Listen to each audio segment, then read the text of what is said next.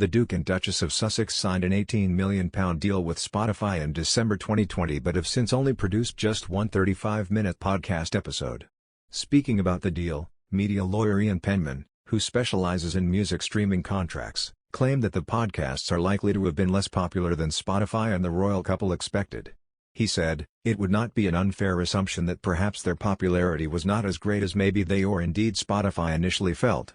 I think you could draw a conclusion that if Spotify haven't exercised the option on the next episode of the podcast, then maybe they did not have the popularity that either Meghan and Harry expected or indeed Spotify anticipated." But the media lawyer explained that Spotify is unlikely to have lost out. He said that they are unlikely to have paid the full £18 million up front and are instead likely to have paid the Duke and Duchess of Sussex a small advance, retaining the right to back out of the contract if the first episode was not popular.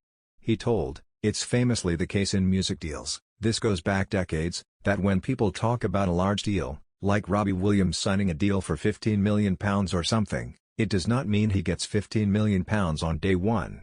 So the problem you have here, I would imagine, is that when they talk about an £18 million Spotify podcast deal, it probably means that they have signed their first product, in this case a podcast. They then have many, many options for further products.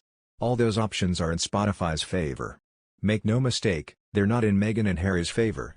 If all those options are exercised, and we don't know how many podcasts that relates to, it may be that the total money spent by Spotify is £18 million. So, have they lost any money today? Probably, not a penny. However, he did claim that somebody may have got a slapped wrist as a result of the deal. He said, "Whoever gave them the initial advance and did the contract, it's rather like the A&R man who signed the band that fails. Does that person have egg on their face if they did happen to part with a lot of money as an advance as a recording cost? Someone may get a slapped wrist in Spotify if they parted with a lot of cash and actually nobody bothered to listen to it." Explaining how Spotify is likely to review their content, Mr. Penman said, "What would probably happen is Spotify would analyze how many more users signed up, or how many more advertisers paid to be on Spotify as a result of the new podcast coming out, and they'll have their analytics bots crawling all over it. And then they would think, does this justify us getting episode 2 and paying in advance for that? I wouldn't imagine in a month of Sundays that they'd parted with £18 million to Harry and Meghan." In a statement announcing the podcast partnership in December last year, the Duke and Duchess of Sussex said, "What we love about podcasting is that it reminds all of us to take a moment and to really listen, to connect to one another without distraction. With the challenges of 2020, there has never been a more important time to do so, because when we hear each other, and hear each other's stories, we are reminded of how interconnected we all are." In the other hand, Meghan Markle and Prince Harry have been crowned the most interesting royal couple of 2021, according to a new study. The research conducted by Lucky Creek analyzed global Google Trends data for the past year to find which royal couple had caused searches to skyrocket the most. The Duke and Duchess of Sussex were searched for 64% more than all other royal couples combined and were specifically searched 367% more than William and Kate. Interest in the couple reportedly peaked during their bombshell interview with Oprah Winfrey in March, which caused headlines around the globe.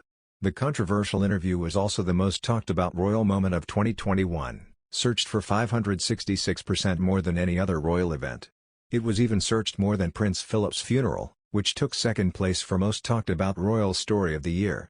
The couple who stepped away from the firm and royal duties in 2020 were talked about 367% more than William and Kate. William and Kate's most interesting moment of 2021 was their 10-year wedding anniversary, which was celebrated with a BBC documentary. The anniversary saw interest in the couple to rise 410% above their yearly average. The Queen was the third most interesting royal and was most searched for in April during her late husband's funeral, where she was pictured sitting alone in St. George's Chapel, with searches for the monarch surging 279%. A spokesperson for Lucky Creek commented on the findings. Meghan and Harry's departure from working royal life in 2020 sent shockwaves across the world, and this data reveals that their influence has only continued to grow. This year has been incredibly eventful for the entire royal family, and it is fascinating to see Meghan and Harry's interview with Oprah Winfrey being hailed as the most interesting royal moment of the year. It is truly a testament to the couple's influence that they have captured the world's attention despite very few public appearances.